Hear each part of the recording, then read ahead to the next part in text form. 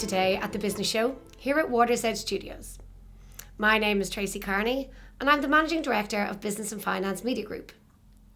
I'm delighted to welcome my guest Mary Lyons, Director of Enterprise, Employees and Skills at SOLAS, to discuss how you can future-proof your workforce through learning. Mary, thanks so much for joining me here today. Could you give me a quick introduction to yourself and a little bit of background on SOLAS?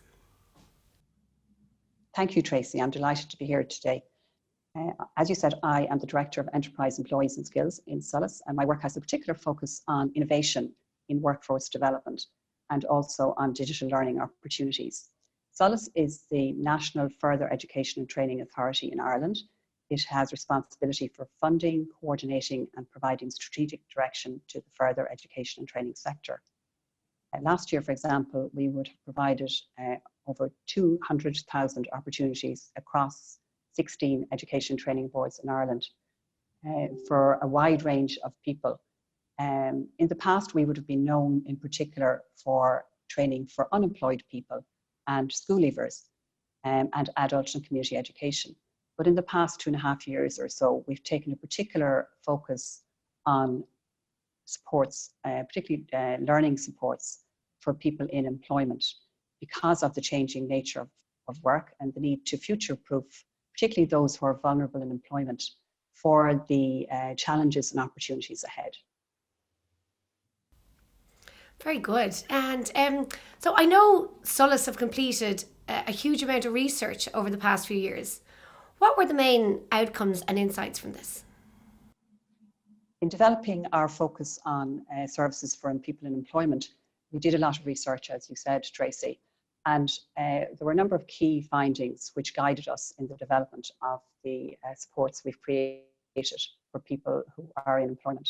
We found that 43% of the workforce have an educational attainment of Leaving Cert or below, and they are mainly working in 6 sectors and in lower skilled work. So they would be particularly vulnerable to the risk of displacement in their jobs. But also we found that they're the least likely to avail of training opportunities or to be offered training by their employers. And this was really important for us to really explore further. So we carried out focus groups to see how employers and employees were thinking about their work situation. What we found was that they weren't aware that their jobs were at risk. And again, delving further into this, we discovered that this was because the change was incremental. It's very much at the task level, where the change was very much barely noticeable initially, but was very much subject to the external environment and changes in the particular sector or business that employers and employees were involved in. So this really gave us the insight that we could make available new opportunities that would switch people onto learning. And these could involve even the smallest chunks of learning, very much a bite-sized approach to enable people take their career upskilling more seriously and realise that while the world of work was changing, they needed to change as well to be able to stay in work and to create new business opportunities. I think that's really interesting what you're saying about incremental changes and also how I suppose the programs and what you've developed is based on, statistics and focus groups and kind of real experiences. Mary, many people often have preconceived ideas about training, that it comes at a high cost of time and money. I think especially within small businesses. Is there a truth to this? And how do we overcome it? Yes, these barriers to upskilling are very real. We talked about the lack of awareness, but other factors would be the time and money involved as people perceive it. So in developing the new initiative, which we call Skills to Advance, we very much set out to address these barriers. And we created a cost model which is very realistic for businesses. We've created highly subsidized upskilling and reskilling opportunities, which are very accessible. So they're on your doorstep. They're available through your local ETB. There are 60 ETBs around Ireland, and they're in every community across the land. In addition, then, we set about making sure that these opportunities were really flexible. By that, I mean that they were modular in small chunks, that they could be delivered through blended learning as well as online, which was very much accelerated by the advent of COVID in the last year. And also that the delivery schedules could be arranged to match company requirements. In other words, the training could be in a concentrated fashion. It could be run over several weeks. It can even be run over a year if it's a program with several modules. And it can be run at different times of day or night. Plus the sessions are recorded so people can catch up later. So we've really worked on making our offer flexible. In addition to that, we've opened up eCollege, which is a pure online learning service. And we found that particularly attractive in the last year to new learners from the employed cohort. I think that's, yeah, I mean, modular learning, I think it allows people then to kind of, I suppose, to do things at their own pace. And you know, especially if they're upskilling while working, it's, you know, it allows them to manage it within their own timeline and within their own lives, you know. Look, we've all seen our skill sets change due to the impact of COVID, even down to our interview today. I know our entire team and many others have had to adapt very quickly. Every industry is different, and many are still not back in business, and others, you know, haven't really been able to adapt to new ways of working. So what supports are out there in terms of upskilling and training, and how can companies avail of them? Well, in the last year, we've made available over 1,000 courses through Skills to Advance right across the country to 9,500 people. So it's catching on. People are switching on to learning, and they're seeing that the opportunity is available right there and then. But the ETBs have adapted further in the last year, and they started to create webinars whereby employers are invited to take tasters or introductory sessions to enable them discover what is available and, you know, what it involves, what the content is, and how the actual training will be delivered.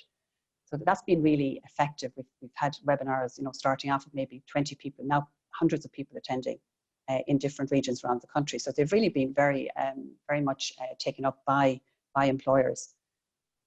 And then we want to highlight the fact that, you know, a lot of employers may not be aware of what their skills gaps are, to reassure employers that the Education Training Board staff are trained to carry out a training needs analysis, or they can actually arrange for someone to help a company with that if it's a larger company. Many companies do not have a training resource within their team. So we very much want to address that with the employer, working with them to find out what the skills gap is. But in addition, we have, you know, as I said, over 1,000 programs already available on our menu of offers. And what we're finding is there's particular demand for certain types of training at the moment. For example, in social media, I think this is an obvious need given the world we live in now with the pandemic. Business applications, for example, doing an Excel course can have an exponential impact on business process in a company, really making them much more productive.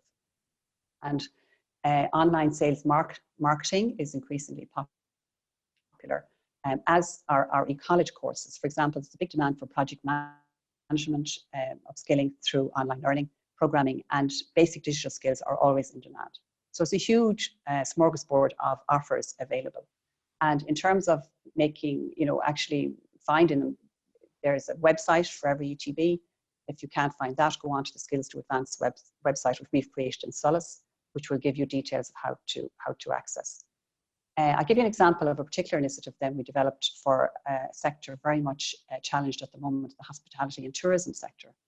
So we were approached by the Hotels Federation to enable them invest in those cohort of workers which are key to their business, key to recovery and key to growth and to future-proofing the hospitality and tourism industry. So we co-designed with them two programs, one for team leaders and one for supervisors at the next level up, which not alone provide upskilling, but also provide career paths for these people who have a fantastic range of skills to offer their businesses. Their employers want to retain them. They want to offer them the opportunity to progress in their work. So this has been a very exciting initiative. We're rolling it out now through a roadshow, which we're running right across the country with the Corporation of Fáilte Ireland, the Regional Skills Fora, and the Hotels Federation for all kinds of businesses in the hospitality and tourism arena. And we'll have a major campaign, a media campaign after Easter to ensure that the message gets out there that this is available at this key time for one of our most important industries. Yeah, I think that's, I don't know what it would be like, not being able to work, having your business actually closed, even though, you're used to working, and especially in hotel environments or hoteliers, it's very, very busy, and it's a hectic, it's normally a hectic work life, So I think to have something to do and to learn while you're not working is great, and to have that facility out there and to partnership is fantastic. So we've spoken about the companies, but again, a little bit more. What about the individuals? I am a believer in lifelong learning, and I have seen the domino effect that this has had in companies that I've worked in, the positive impact, not just for that person, but across the board. What advice would you give our audience watching? Well, I'd say that, for the individual, change is imminent. You may not be aware of it now, but every job is changing at that task level. And really, I suppose the opportunity is here for you to prepare yourself for the change, to guarantee your job prospects by starting to upskill.